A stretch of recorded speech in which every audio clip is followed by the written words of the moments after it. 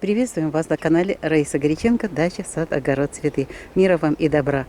Прежде чем вы будете смотреть это видео, напоминаю, что нужно обязательно, если вы не подписались, подписаться. И, пожалуйста, ставьте лайки, для того, чтобы как можно больше людей могли увидеть это видео. Потому что это снова же тоже ценный опыт и ценная информация. Ну и тема сегодняшнего дня, сейчас мы ее объявим, это сбор урожая чеснока. Вот они уже, часть стрелок мы оставили, хочу и такие семена получить.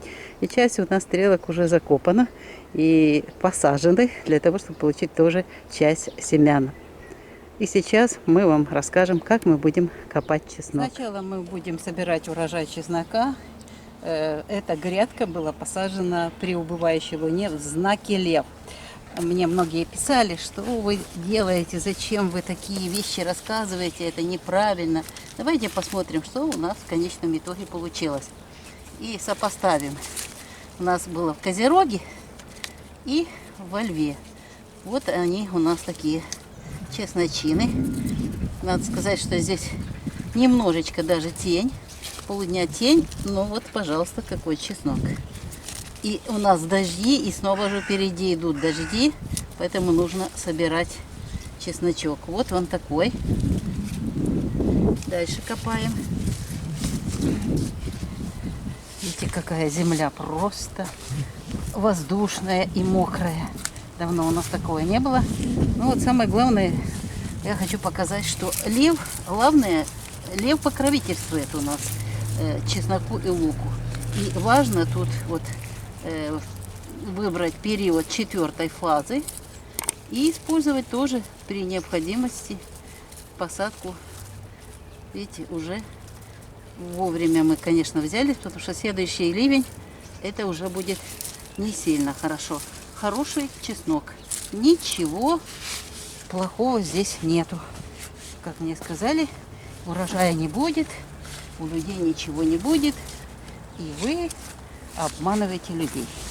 Ну, никак мы не обманываем, потому что мы уже это испытали. Вот, пожалуйста. Он на вид еще очень зеленый. Мы его обрабатывали дважды триходермином и один раз гаупсином форте. Ну, пожалуйста, чеснок зеленый, но стрелки уже все вверх торчат, поэтому не надо ждать. Почему? Потому что если мы еще подождем, то получится, что он начнет растрескиваться. А если он растрескивается, то чеснок очень плохо хранится. Он уже не подлежит хранению. Вот смотрите, это у нас чеснок, посаженный во Льве.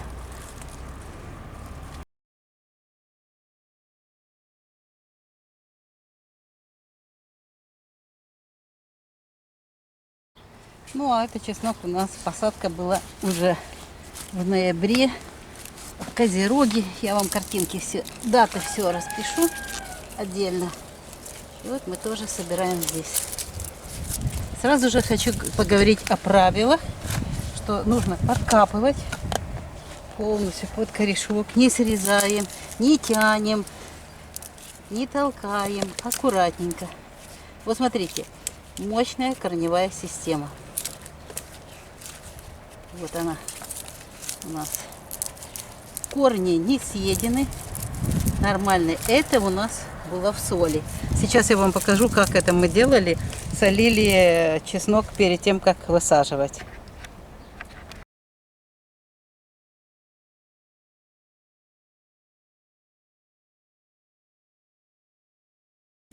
А теперь готовим раствор. По рассказу наших знакомых, они используют вместо марганцовки, сейчас марганцовка проблема. И они используют соль, поваренную обычную соль, но нужна именно крупная соль. И на 3 литра воды нужно 3 столовых ложки соли. Есть там варианты, я попробовала один вариант, 1 ложку на 3 литра. Вот, но там нужно, чтобы в воде, в этом растворе находились чеснок и лук полчаса. А так как мне хочется получить ускоренный процесс 5 минут, беру теплую воду 30 градусов и обязательно нужно вот это все хорошо размешать. И далее вопрос такой у меня был к тем, кто этим занимается, именно готовит вот так против луковой против луковой мухи. Вот этот раствор и защищает лук и чеснок. Что происходит? 5 минут вот этот раствор крепкий и вытягиваем. А следующий лук или чеснок нужно 10 минут уже держать и так далее. То есть вот этот раствор служит мне, допустим, там 3-4 вот этих видов моих растений. Вот смотрите, в данном случае мы будем работать с чесноком. У нас есть чеснок уже подготовленный. Выбрала красивые крупные зубки из красивых таких чесноков. Вот они у нас шикарные. Выбираю самые крупные и засыпаю сюда в банку. И тут 5 минут. Вот этот чеснок, это у меня тут этот сорт называется Любаша. Замечательный сорт. И вот он будет здесь находиться 5 минут. Так. Вот эта часть. Можно сразу несколько банок делать, разные сорта одновременно. Просто показываю, каким образом можно это дело, как говорят мои друзья, ведь ты сократишь время, а один пока вытянула, высохнет, подсохнет и сразу высаживать. Сейчас мы покажем, как это будет делать. Вот. Теперь вот это все должно быть в этом растворе. Вот так. Итак, 5 минут должен быть чеснок в этом растворе. Итак, раствор на 5 минут, еще раз напоминаю, это 3 литра воды, 30 градусов. И здесь 3 столовые ложки, вот эти обычные столовые ложки с верхом соли, крупной соли. Не любой, а крупной соли. Ну что, они 5 минут был в растворе. Так, прямо с этим раствором не вымываем его. Начинаем высаживать. Раствор отправили в другую партию чеснока. Итак, глубина у меня в данном случае 5 сантиметров. Это если пророс чеснок, тогда надо 7. И смотрите, высаживаю друг от дружки, где-то 12 сантиметров получается. Для того, чтобы крупный чеснок был, обязательно нужно соблюдать вот эту технологию. Правильно высаживать. Должно быть пространство. И тогда будет все нормально. Теперь что мы делаем? Я беру и посыпаю вот так вот. Как мукой сыпете все время, вот если тесто хозяюшки знают, делаешь, и просыпали. Даже если будет чуть-чуть больше, даже лучше. И все, остается только теперь аккуратненько закрыть вот эту грядочку вот таким образом. И чеснок посажен. Да, обязательно чуть-чуть прижать. Это обязательное условие, чтобы была стыковка с землей у чесночка. Вот и вся посадка. Это чеснок, видите, корневая система мощная, здоровая. Это после соли. А вот чеснок у меня просто как падалишний, да, и смотрите, какая маленькая корневая система. И здесь, видите, была уже луковая муха. Вот как испорчен чесночок, он пожелтел, и корневая система практически ее нет, потому что здесь луковая муха орудовала полным ходом. Еще один момент важный, на который хочу обратить внимание. У нас много начинающих огородников. Хочу сразу же предупредить и показать. Если чеснок вовремя собран, вот видите, он целенький, зеленый, внизу корневая система хорошая, то он будет целой головкой и будет хорошо храниться. А вот это уже головочка, которая не будет храниться. Видите, как цветок расцветает.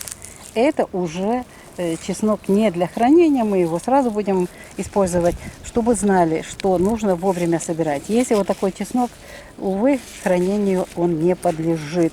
И еще один момент, если у вас не получился крупный чеснок, и даже радуйтесь этому, потому что крупный выгоняется удобрениями, и для его хранения нужны особые условия хранения. У нас таких условий нету. У меня очень хорошо средний чеснок хранится и мельче чуть-чуть среднего прекрасно хранится зимой и до нового практически урожая.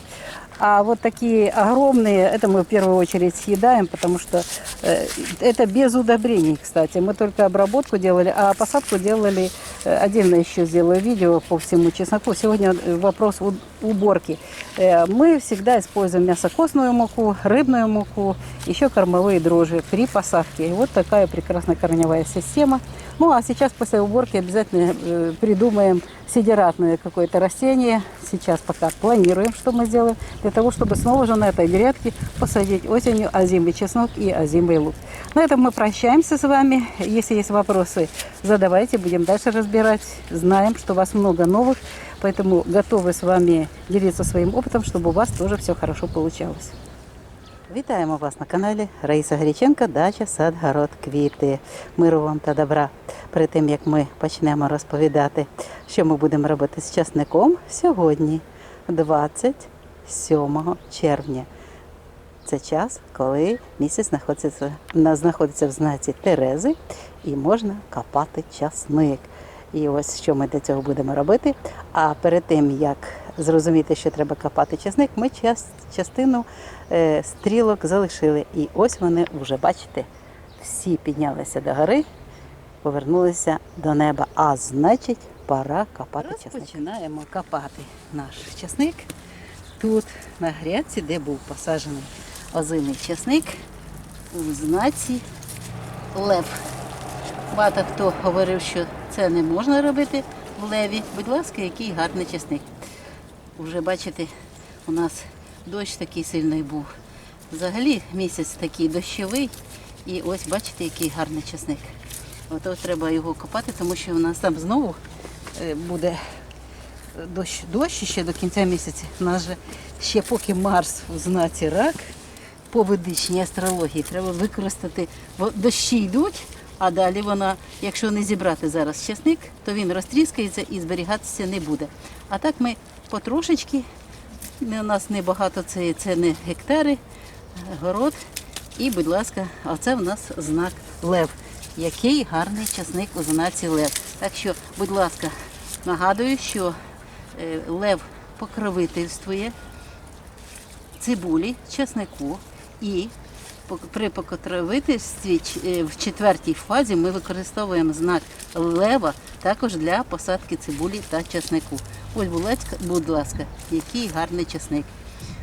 І не залишаємо його ще на один дощ, тому що він почне уже тріскатися і не буде гарно зберігатися. Гарний зелений часник. Ми його обробляли двічі, триходерміном, один раз гаупсином. І ось ми його зберегли, він зелений, здоровий. І зараз збираємо врожай на грядці, де ми посадили часник в знаці лев.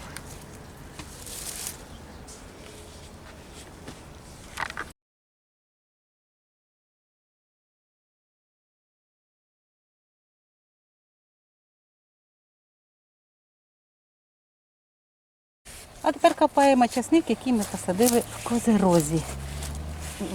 В кінці місяця це був період Козирогу, зразу після того, як завершився час Гекати. Ми теж цей період вибираємо і готуємо. Так, ми дивимося. Корінець тут добрий. Корінці добрі. Бачите, дуже багато дощу. Ось тут мені не сильно подобається. Є трошки ні, це просто зігнило, це від багато води. Зараз ще декілька рослин викопаємо. Я вам хочу показати, який часник. Бачите, акуратненько підкопимо і легенько вже вибираємо з корінцем. От вони у нас чесночини. Багато води, навіть ще і молодесенький чесничок тут. Бачите, цікаво так виріс. Так, багато води і треба дуже-дуже швидко його вже викопувати. Так що я хочу сказати, ми цей часник, як і цибулю, садили, перед тим як садити, солили. Ось зараз покажу, як ми це робили.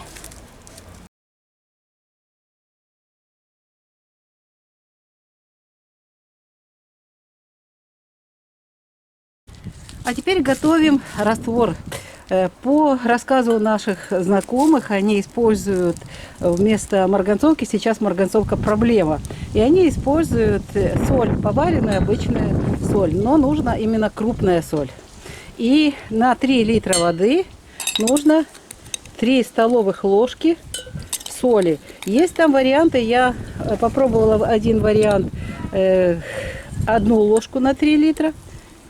Вот, но там нужно, чтобы в воде, в этом растворе находились чеснок и лук полчаса. А так как мне хочется получить ускоренный процесс 5 минут, беру теплую воду 30 градусов и обязательно нужно вот это все хорошо размешать. И далее вопрос такой у меня был к тем, кто этим занимается, именно готовит вот так против луковой против луковой мухи. Вот этот раствор и защищает лук и чеснок. Что происходит? 5 минут вот этот раствор крепкий и вытягиваем. А следующий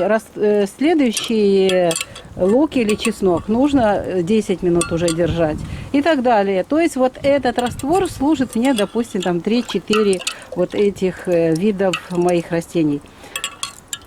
Вот смотрите, в данном случае мы будем работать с чесноком. У нас есть чеснок уже подготовленный. Выбрала красивые крупные зубки из красивых таких чесноков. Вот они у нас шикарные. Выбираю самые крупные и засыпаю сюда в банку. И тут 5 минут. Вот этот чеснок, это у меня тут этот сорт называется Любаша. Замечательный сорт. И вот он будет здесь находиться 5 минут. Так. Вот эта часть. Можно сразу несколько банок делать, разные сорта одновременно. Ну, просто показываю, каким образом можно это дело, как говорят мои друзья, а ведь ты сократишь время. Один пока вытянула, высохнет, подсохнет. И сразу высаживать. Сейчас мы покажем, как это будет делать. Чеснок 5 минут был в растворе. Так, прямо с этим раствором не вымываем его. Начинаем высаживать. Раствор отправили в другую партию чеснока. Итак, глубина у меня в данном случае 5 сантиметров. Это если пророс чеснок, тогда надо 7.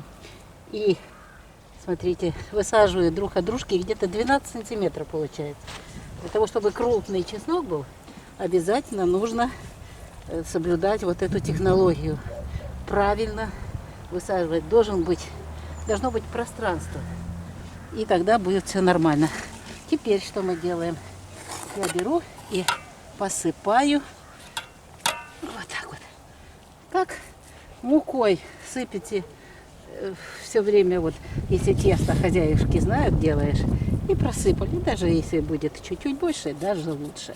И все, остается только теперь аккуратненько закрыть вот эту грядочку вот таким образом. И чеснок посажен. Да, обязательно чуть-чуть прижать. Это обязательное условие, чтобы была стыковка с землей у чесночка. От і вся посадка. У нас, бачите, коріння здорове, рослини зелені. Так, ми обробляли декілька разів, триходермін 2 рази, 1 раз гаупсін. Ми зберегли рослині здоровий вигляд, хоча вже старіє, вона сохне. Коріння тут, бачите, гарне. А ось той часник, який не був замочений в солі. Дивіться, корінці малесенькі. І ось видно, де муха працювала. Муха обгризла все тут на часнику. Цибулева муха, дуже багато проблем з цибулевою мухою в цьому році. І ті, хто не захищав свої рослини, цей часник не підлягає зберіганню, треба його переробляти і використовувати. Ось такий у нас часник ми отримали, озимий часник. По сортам ми пізніше будемо говорити. Зараз я хочу вам сказати, що необхідно акуратно витягувати, можна і вила використовувати, щоб коріння не обрізайте. До речі, хтось вже спішить зразу обрізати цю частину. Ось хочу пояснити. Оці зелені частини ще раз, із них підуть поживні речовини сюди в чесночину. І з корінців теж сюди піде для того, щоб залишити після себе потомство. Ось така у нас важлива тема. Ми копаємо сьогодні часник. І це дуже важливо зробити, як ми бачимо, дуже багато вологи. Попереду в нас ще дощі. І до кінця місяця якраз така погода, що наш часник, якщо його не зібрати, він може дуже-дуже швидко псуватися. І ще один важливий момент, на який я хочу звернути увагу. Будь ласка, не затримуйтесь збиранням часнику. Збирайте його в дні стихії повітря. Цибулю також збирайте. У нас є агрогороскопи, я не буду повторюватися. Ми от використовуємо сьогодні День стихії повітря, це Терези. Якщо часник перестоїть, ось дивіться, що чекає часник. Він отак візьме, поділиться, як квітка, бачите? Розкривається. А раз як квітка розкривається, то він не буде зберігатися. Щоб ви це знали, знову ж таки відповідаю на питання наших починаючих городників, які вирощують часник. І ще одне прохання. Не хвилюйтеся, якщо ваш часник не дуже крупний. Не хвилюйтеся, тому що саме середній і трохи менше середнього дуже гарно зберігається часник до нового врожаю. А те, що вигнано азотом, різними добривами, воно, на жаль, не зберігається. Потрібні дуже особливі умови зберігання для того, щоб зберігати. У нас таких немає вдома. Тому, будь ласка, збираємо вчасно, не ріжемо коріння, не ріжемо стебла, залишаємо на дозарювання і тільки після цього вже потім ми через місяць, через півтора, а то й буває більше, ми в кінці літа вже тоді відділяємо і залишаємо, отакі в нас залишаються самі головки чесника. Ось така тема. Ми відповіли на ті питання, які є. Якщо у вас є ще питання, будь ласка, задавайте, будемо вирішувати ці питання зараз, поки ще є час.